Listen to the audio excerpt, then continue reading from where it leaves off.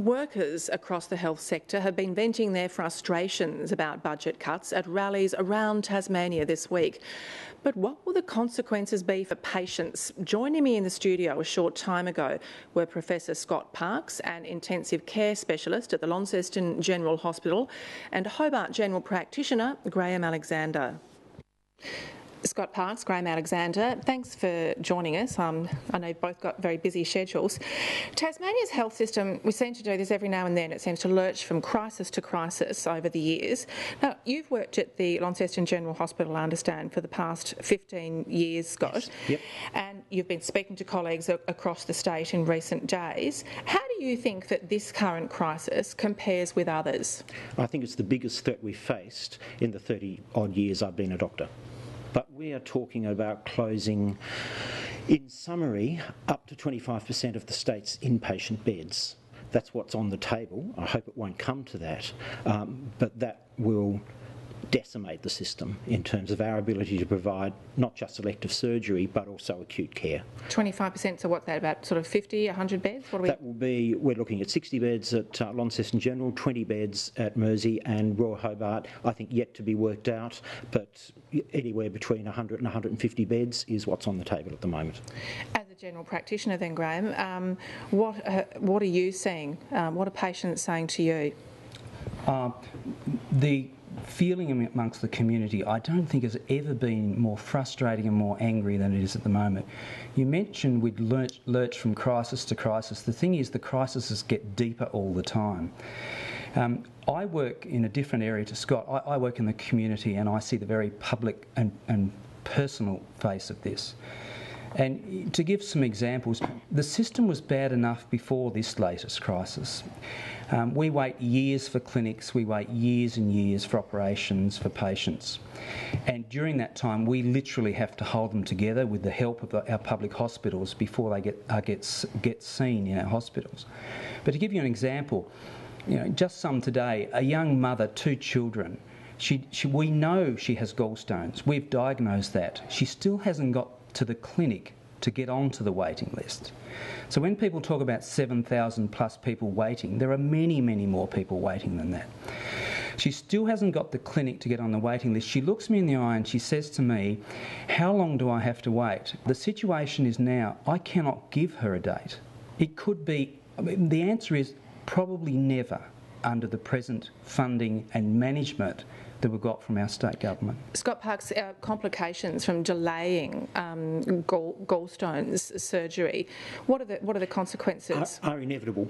The first thing to say is if you take a gallbladder out after a single episode of gallbladder colic, it's a simple, straightforward operation. It shells out like a pea, less than 24 hours in hospital, fixed, home the next day.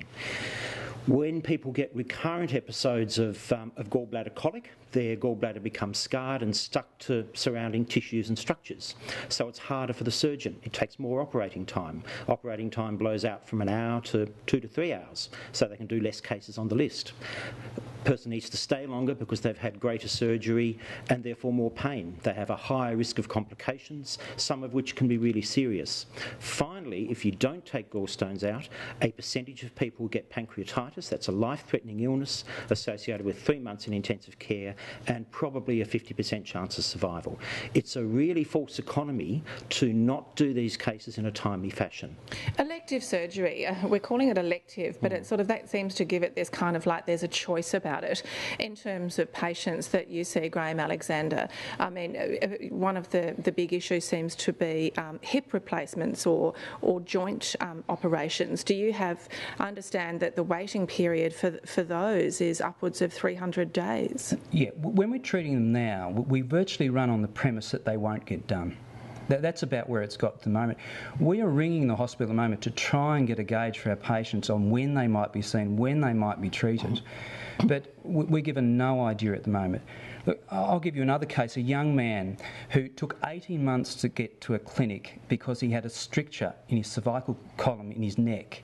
So the risks, the complications for that could be massive. So for 18 months he can't work. He presents for certificates, he can't work. He still has a job. He also has 2 children. He still can't work. He finally gets to the clinic and one of the specialists says, yes, this is semi-urgent, must be done within 90 days. Well, that was 200 days ago, and I rang today to see how long the wait is, and the answer is 2 years from now, probably never. This is despite an assessment we've waited 2 years before, and then they say must be done within 90 days. It will not be done within 3 years at best, if ever. Imagine having no idea when you're going to be fixed, night after night with pain. The specialist told you must be done. So yes, the mental illness aspect is massive amongst these. The elderly with their chronic pain night after night, day after day. They're having to rely on other people for transport. It just goes on and on. And the frustrating thing, they look at us and think, why can't you do something? We look at them and think, we can't do anything. And sadly, we look at our politicians and they're not doing anything. There's no leadership coming at a state or federal level from any of these politicians. We're told that if the state doesn't rein in health spending, though, that it will consume the entire state budget within a decade. Doesn't something have to give? If elective surgery stops, then what will happen is that disease will compound. Waiting lists won't shrink, they will grow. In the north of the state, we have about 250 people on a waiting list for joint replacement surgery. That'll grow at about 250 a year. These are not discretionary operations, they actually have to be done.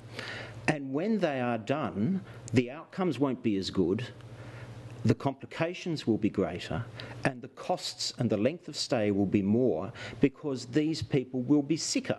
They have other diseases and they will decondition, they will be less fit. We're talking about these delays in surgery. What are the consequences? But we're not just talking about surgical beds, are we? Because what are the consequences going to be then at emergency departments? Okay. Well, if I can talk to that. We're talking about closing 60 beds in Launceston, a quarter of the bed stock. That's what's on the table. As I said, I hope that doesn't happen. That will mean that we will not be able to admit people that in our judgment require to be admitted. We will have to send people home against our better judgment. Nobody will want to do that, but there will be no alternative. The consequence of that is that some people who go home will actually come back sicker, much sicker, and some people will come back dead. That actually happens now, and I have several cases of that I actually discuss with my students as a teaching exercise to say there are very broad issues here. So this happens already, it will just happen more.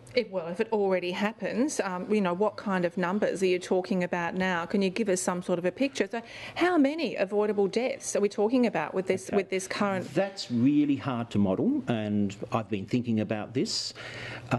If you were to ask me a sort of pit of the stomach feeling, it would be more than 20, probably less than 100 in my region. Of that sort of number. A year. The other major issue is the avoidable suffering and the avoidable cost. This is a very false economy. The economics of this have been very simplistic. Is Tasmania the worst state, or are we just, or are others in similar? From a GP's perspective, Tasmania is a window into the future for the rest of this country. Now, other states have pressure on their health systems. We know now. We're a window into the future. We have the oldest population. We have the highest level of diseases such as cancer, cardiovascular disease, heart disease. We're a window into the future for the rest of this country, with the whole population ageing. The Federal Health Minister, they need to look at Tasmania and see what's happening here and start planning for the future, not turning their back and washing their hands of the whole thing. There's so much we haven't had a chance to talk about, including the consequences for doctors' training and so on and so forth, but yes. I'm sure we'll talk again. Scott Parks, Graeme Alexander, thanks very much for joining us. Ellie, thank you for having us.